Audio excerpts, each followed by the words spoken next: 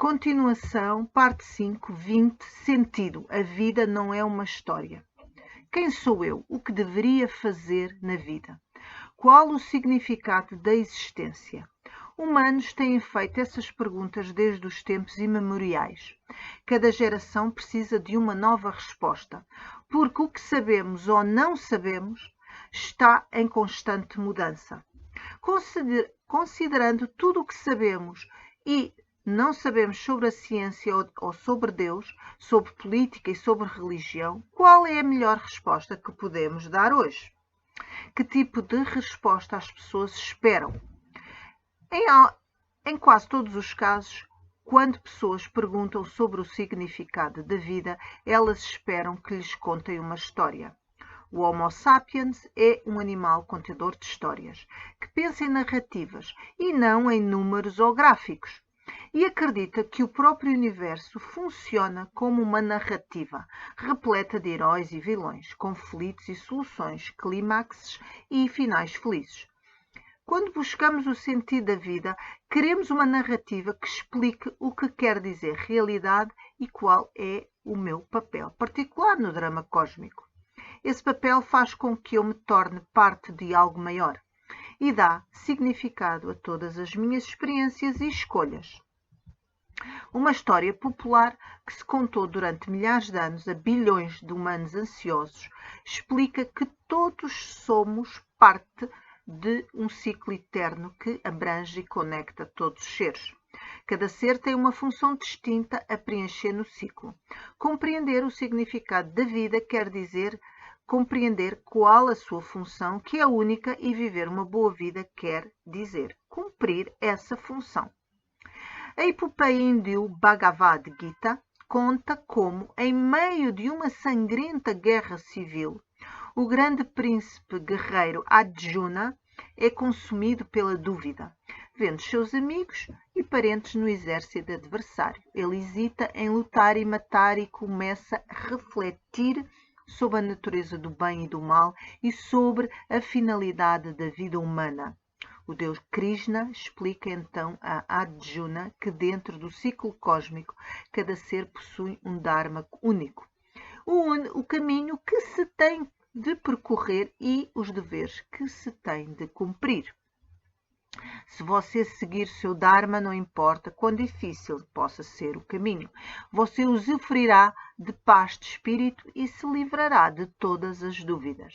Caso se recuse a seguir o seu Dharma e tente adotar algum outro caminho ou vaguear sem nenhum, você irá perturbar o equilíbrio cósmico e nunca será capaz de encontrar paz ou alegria. Não faz diferença qual seja o seu caminho particular, desde que você o siga. Uma lavadeira que segue com devoção o rumo de uma lavadeira é muito superior a um príncipe que se desvia do caminho de um príncipe, tendo compreendido o significado da vida. Arjuna continua a seguir o seu Dharma como um guerreiro. Ele mata seus amigos e parentes, lidera o seu exército para a vitória e torna-se um dos mais estimados e amados heróis do mundo hindu. A epopeia de Disney de 1994, O Rei Leão, reformula esta narrativa antiga para audiências modernas, como o jovem Simba, leão, no lugar de Arjuna. Quando Simba quer saber o significado da existência, seu pai, Rei Leão Mufasa, conta-lhe sobre o grande ciclo da vida. Mufasa explica que os antílopes comem capim, leões comem antílopes e quando os leões morrem, o seu corpo se decompõe e alimenta o capim. É assim que a vida continua de geração em geração, contanto que cada animal desempenhe seu papel no drama. Tudo está conectado e cada um depende do outro. E assim, quando até mesmo uma folha de capim deixa de seguir a sua vocação, todo o ciclo da vida pode se desmanchar. A vocação de Simba, diz Mufasa, é governar o reino dos leões até a morte de Mufasa e manter a ordem entre os outros animais. No entanto, quando Mufasa é prematuramente assassinado pelo malvado irmão Scar, o jovem Simba culpa a si mesmo pela catástrofe e, torturado pela culpa, abandona o reino dos leões e o seu destino real vagueia pelo deserto.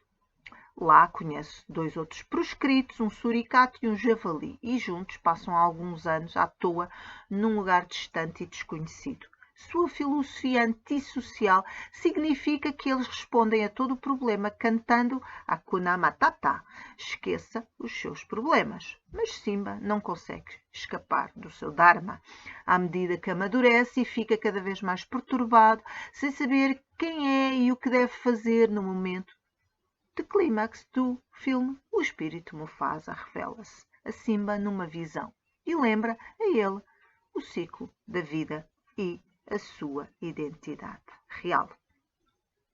Simba descobre também que, em sua ausência, o viu Scar assumir o trono e governava mal o reino. E agora sofria muito em desarmonia e fome. Simba finalmente compreende quem ele é e o que deveria fazer. Retorna ao reino dos leões, mata o tio, torna-se rei e restabelece a harmonia e a prosperidade. O filme termina com um orgulhoso Simba apresentando seu herdeiro recém-nascido, os animais reunidos, garantindo a continuidade do grande ciclo da vida. O ciclo da vida apresenta o drama cósmico como uma narrativa circular, pois tudo o que Simba e Arjuna sabem é que os leões comem antílopes e guerreiros lutam em batalhas durante incontáveis éons e continuarão a fazer isso para sempre.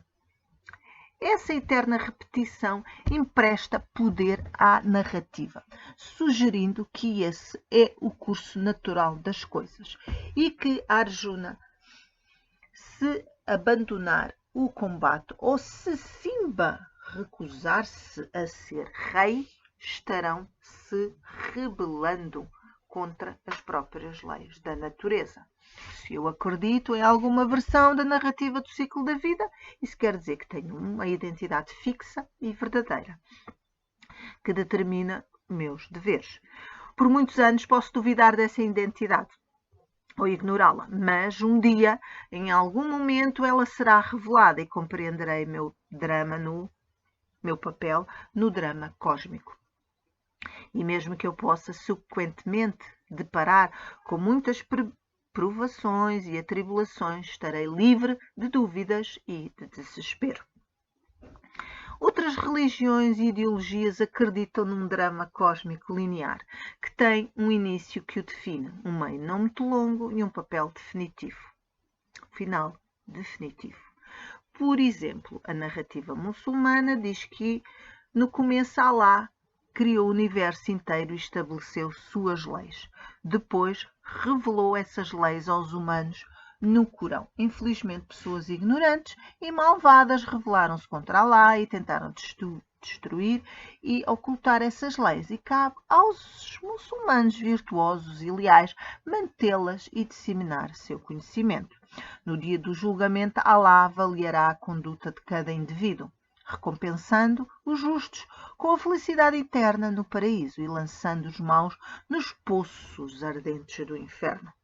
Essa grande narrativa implica que o meu papel pequeno, porém importante, na vida é seguir os mandamentos de Alá, disseminar o conhecimento de suas leis e assegurar que se obedeça às suas vontades. Se acreditar na narrativa muçulmana, encontrarei significado em rezar 5 vezes por dia, doar dinheiro para a construção de uma nova mesquita e lutar contra apóstatas e infiéis.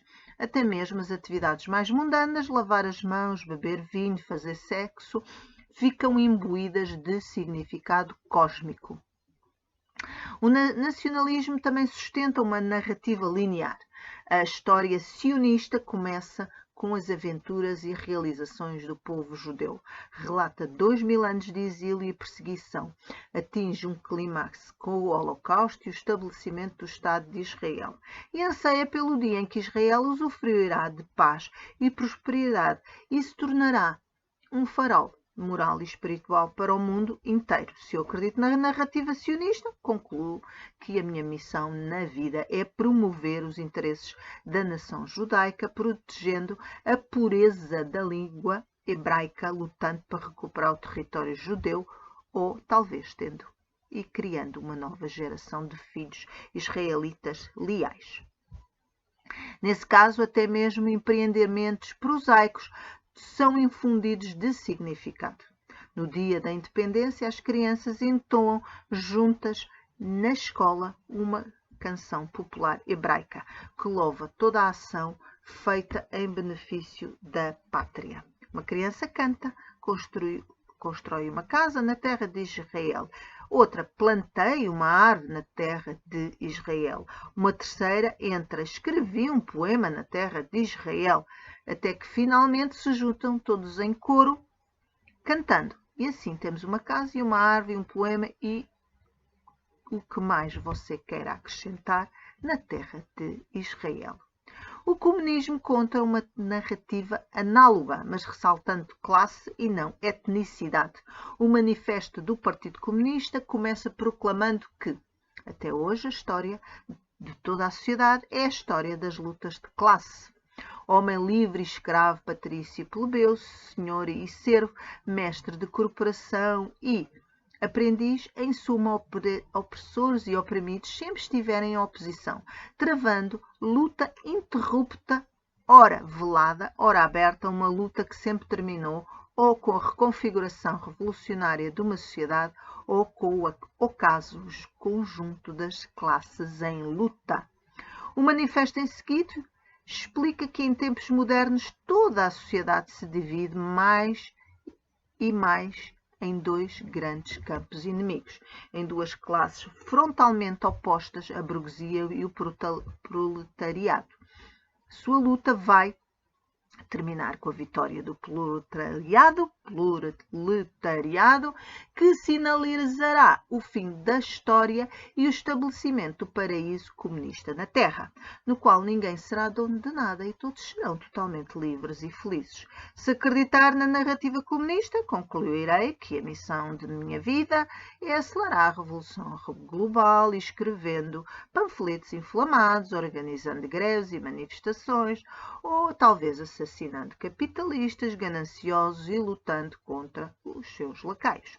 Narrativa empresta significado até aos menores gestos, como um boicote a uma marca que explora operários têxteis em Bangladesh ou discutir com o porco capitalista do meu sogro na ceia de Natal. Ao contemplar a quantidade de narrativas que buscam definir a minha verdadeira identidade e dar sentido às minhas ações, é impressionante constatar que a sua escala tem pouca importância. Algumas narrativas, como o ciclo da vida de Simba, parecem entender-se até à eternidade. É somente contra o pano de fundo do universo inteiro que posso saber quem sou. Outras narrativas, como a maioria dos mitos nacionalistas e tribais, são minúsculas em comparação. O sionismo consagra as aventuras de cerca de 0,2% do género humano em 0,005% da superfície da Terra, durante uma pequeníssima fração da duração do tempo. A narrativa sionista não chega a atribuir qualquer significado aos impérios chineses, às tribos da Nova Guiné e à galáxia de Andrómeda, bem como aos incontáveis éons que se passaram antes da existência de Moisés, Abraão e da evolução dos macacos. Essa miopia pode ter sérias repercussões. Por exemplo, um dos maiores obstáculos para qualquer tratado de paz entre israelitas e palestinianos é que os israelitas não querem dividir a cidade de Jerusalém. Alegam que a cidade é a capital eterna do povo judeu. E certamente não se pode contemporizar com uma coisa eterna, o que são os poucos de mortos comparados com a eternidade. Isso é com certeza um contrassenso.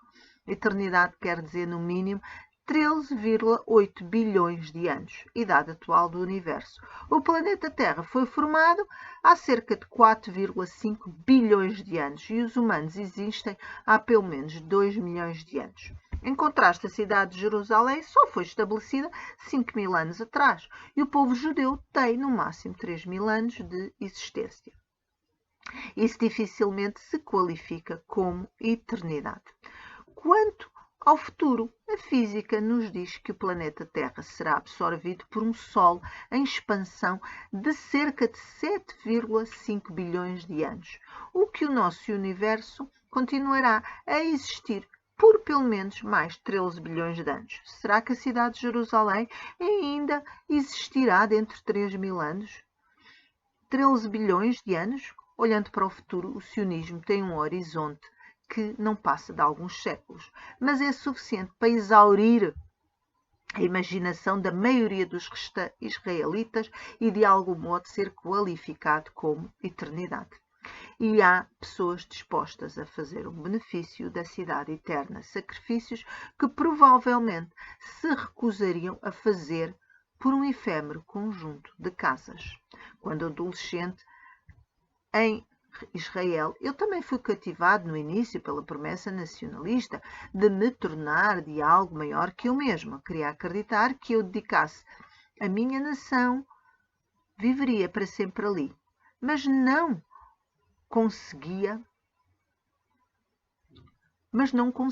atinar com o que significava viver para sempre na nação.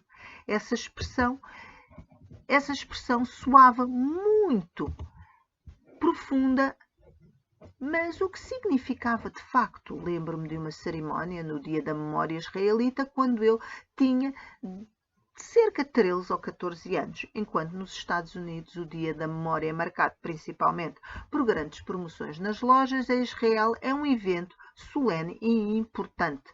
Nesse dia, as escolas realizam cerimónias em memória dos soldados que caíram nas muitas guerras de Israel. As crianças vestem-se de branco, recitam poemas, entoam canções, depositam grinaldas e agitam bandeiras. Lá estava eu, vestido de branco, na cerimónia da nossa escola, e entre acenos de bandeiras e recitação de poemas, eu naturalmente pensava comigo que quando crescesse ia querer saber ser um soldado caído. Afinal, se eu posso ser um heróico soldado que sacrificou a sua vida por Israel, eu teria todas essas crianças recitando poemas e agitando bandeiras em minha homenagem. Ao longo da história, acreditaram que, para que as suas vidas tenham sentido, elas nem precisam de estar absorvidas numa nação ou num grande movimento ideológico. Basta que deixem alguma coisa após sua passagem, assegurando-se com isso que suas histórias pessoais continuem após a morte. É essa alguma coisa que eu deixo após a minha passagem é a minha alma ou a minha essência pessoal. Se eu vou renascer num corpo após a morte do meu corpo atual, então a morte não é o fim, é meramente o espaço entre dois capítulos, e o enredo que começa num capítulo vai continuar no próximo. Muitas pessoas têm, ao menos, uma vaga fé nessa teoria, mesmo que não a baseiem em alguma teologia específica. Elas não precisam de um dogma elaborado. Só precisam de um sentimento reconfortante de que a sua narrativa continua além do horizonte da morte. Essa teoria da vida, como uma epopeia que nunca termina, é extremamente atraente e comum, mas padece de dois problemas principais. Primeiro, ao estender minha história pessoal, eu não estou tornando-a de facto mais significativa, apenas mais longa. Na verdade, as duas grandes religiões que abraçam a vida do ciclo interminável de nascimento e morte, o hinduísmo e o budismo, compartilham o horror pela futilidade de tudo. Milhões e milhões de vezes eu aprendo a nadar, cresço, brigo com a minha sogra, fico doente, morro e depois faço tudo de novo. Qual é o sentido disso? Se eu acumulasse todas as lágrimas derramadas em minhas vidas anteriores, elas preencheriam o Oceano Pacífico. Se eu juntasse todos os dentes e cabelos que perdi, formaria uma montanha mais alta que o Himalaias.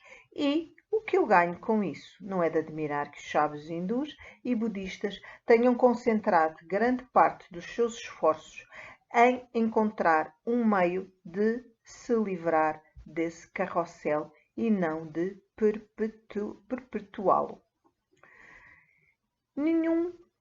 O segundo problema com essa narrativa é a pobreza de evidência comprobatória. Que prova tenho eu de que a vida regressa foi um camponês, a vida anterior, um caçador neandertal, um tiranossauro rex ou uma ameba, se realmente vivi milhões de anos. Deve ter sido um dinossauro e uma ameba a certa altura, pois os humanos só existem nos últimos 2,5 milhões de anos. Quem garante que no futuro vou renascer como um cyborg, um explorador galáctico ou até mesmo um sapo? Basear a minha vida nessa promessa é um pouco como vender a minha casa em troca de um cheque pré-datado a sacar num banco acima das nuvens. As pessoas que duvidam de algum tipo de alma ou espírito realmente sobrevive após a morte esforçam-se por isso para chegar a alguma coisa mais tangível. Essa coisa tangível poderia tornar uma de duas formas, cultural ou biológica. Posso deixar um poema, digamos, ou alguns dos meus preciosos genes. Minha vida tem sentido porque as pessoas ainda vão ler o meu poema daqui a 100 anos, ou porque os meus filhos e netos estarão por aí. Qual é o sentido da vida deles? Bem, isso é um problema deles, não meu. O sentido da vida é, assim, um pouco como brincar como uma granada. Uma vez que a tendo passado para outra pessoa, você está seguro.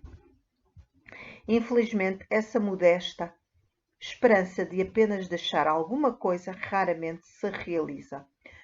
A maior parte dos organismos que já existiram se extingue sem deixar nenhuma herança genética. Quase todos os dinossauros, por exemplo, ou uma família neandertal que foi extinta quando o Homo sapiens assumiu o controle, ou o clã da minha avó polaca. Em 1934 tinha a minha avó algum tempo emigrou para Jerusalém com os seus pais e 2 irmãs, mas a maioria dos seus parentes ficou para trás, nas cidades polacas de Schnecklice e Tchekochava. Pouco antes, depois os nazis chegaram e aniquilaram até a última criança. Tentativas de deixar algum legado cultural raramente são mais exitosas. Nada restou da minha avó polaca, exceto alguns rostos desbotados do álbum de família. E aos 96 anos, nem mesmo ela é capaz de associar os nomes aos seus rostos. Até onde sei, eles não deixaram nenhuma criação cultural, nem um poema, nem um diário. Você poderia alegar que eles participaram na herança coletiva do povo judeu ou do movimento sionista, mas isso dificilmente confere sentido às suas vidas pessoais. Além disso, como você sabe que todos eles prezavam sua identidade judaica ou concordavam com o movimento sionista. Talvez um deles tivesse sido um comunista de carteirinha que sacrificou sua vida espionando para os soviéticos. Quem sabe outro não quis outra coisa senão assimilar-se à sociedade polonesa. Serviu como oficial do exército polaco e foi morto pelos soviéticos no massacre de Katyn. E pode ser que uma terceira fosse uma feminista radical que repudiou todas as entidades tradicionais, religiosas e nacionais. Como não deixaram nada, é muito fácil recrutá-los postumamente para esta ou para aquela causa. E eles nem podem protestar. Se não pudermos deixar-me algo tangível, como um gene ou um poema, quem sabe seria suficiente apenas tornar o mundo um pouco melhor. Você pode ajudar alguém e essa pessoa poderá ajudar outra e você terá contribuído, portanto, para uma melhora geral do mundo e acrescentar uma pequena conexão na grande corrente da bondade. Quem sabe você sirva como tutor de uma criança difícil, mas brilhante, que ainda será um médico que salva centenas de pessoas. E se ajudar uma pessoa idosa a atravessar a rua e a alegrar uma hora da sua vida. Embora tenha seus méritos, a grande corrente de bondade é pouco como a grande corrente de tartarugas. Está longe de ser claro de onde vem seu sentido. Perguntaram a um homem idoso e sábio que tinha aprendido todo o sentido da vida. Bem, ele respondeu, aprendi que estou aqui na Terra para ajudar as outras pessoas. O que ainda não descobriu é o porquê que as outras pessoas estão aqui. Para os que não confiam em grandes correntes, legados futuros ou epopeias coletivas, talvez a narrativa mais segura e parcimoniosa para a qual podem se voltar é o romance. Ele não busca ir além do aqui e agora. Inúmeros poemas de amor atestam que quando você está amando, o universo inteiro se reduz ao lóbulo, ao cílio ou ao mamilo da pessoa amada. Ao contemplar Julieta com o queixo apoiado na mão, Romeu exclama, quisera eu ser, naquela mão macia, uma luva, roçando a doce face que sobre a mão repousa. Ao se conectar com o único corpo aqui e agora, você se sente conectado com todo o cosmos. Na verdade, a pessoa que você ama é apenas outro humano, não diferente da essência das multidões que você ignora todo dia no trem e no supermercado. Mas para você, ele ou ela parece infinito. E você está feliz em se perder nesse infinito. Poetas místicos de todas as tradições frequentemente confundem amor romântico com união cósmica, escrevendo sobre Deus como um amante. Poetas românticos retribuem o cumprimento, escrevendo sobre suas pessoas amadas como se fossem Deus. Se você está realmente apaixonado por uma pessoa, não se preocupe com o sentido da vida. E se não estiver apaixonado? Bem, se você acredita na narrativa romântica, mas não está apaixonado, pelo menos sabe qual é o objetivo da sua vida: encontrar o verdadeiro amor. Você viu isso em inúmeros filmes e leu sobre isso em inúmeros livros. Sabe que um dia vai conhecer esse alguém especial, verá o infinito em 2 olhos brilhantes. Sua vida inteira subitamente fará sentido. E todas as pessoas que sempre fez serão, todas as perguntas que sempre fez serão respondidas ao repetir um nome mais uma vez. Como Tony em Amor, Sublime Amor, ou Romeu ao ver Julieta olhando para ele da sacada.